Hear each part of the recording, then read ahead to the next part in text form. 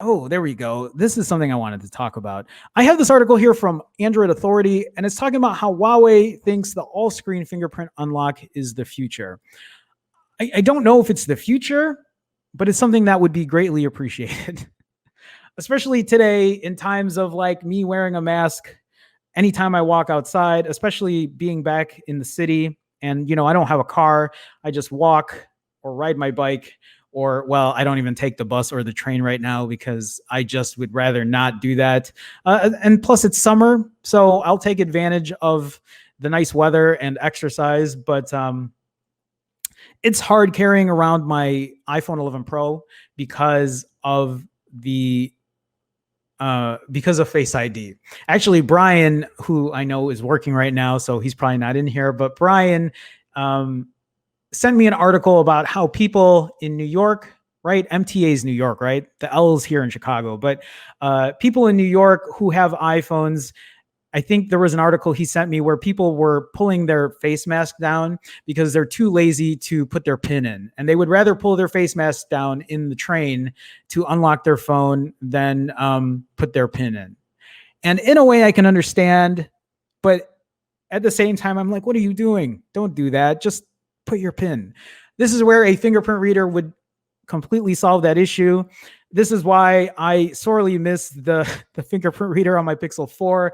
Something I've touted for a long time. The Pixel 3 fingerprint reader was one of my favorites. The fact that it's a rear fingerprint reader, the fact that I can use it to swipe up and down for notifications. But this is something that I would love to see. Huawei implementing an all-screen fingerprint reader on their phones. I would love to see that. Definitely would love to see that. I haven't read this article yet, so I don't know when this is going to happen, if it's going to happen, but Huawei filed a patent for all-screen fingerprint unlock technology.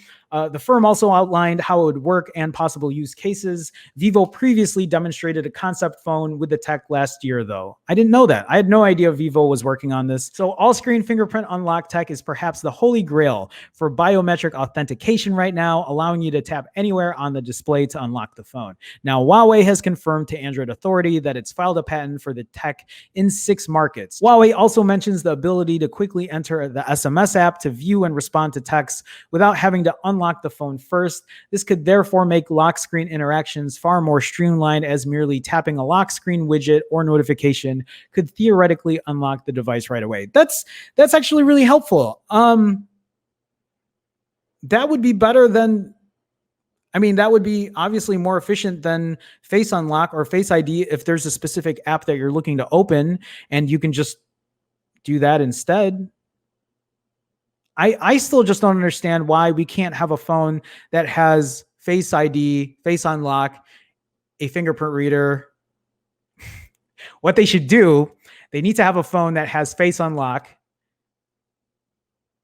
an all screen in the front fingerprint, in-display fingerprint reader, and then have one in the back as well, so I can swipe up and down on my notifications. I still think that technology, having the swipe down and swipe up feature on the rear fingerprint reader, is really helpful. And I'm not just talking about swipe down and swipe up for notifications. I think they can make more use cases for that. They can, if they're talking about doing all of this on the front to unlock the phone and use widgets to like open specific apps, I think there is a use case for using swipe up and swipe down on the back. There's already what is that going on? What are they calling it? When you can tap the back of the phone, you can do it on Apple now with iOS, with the new beta or whatever, and with Android.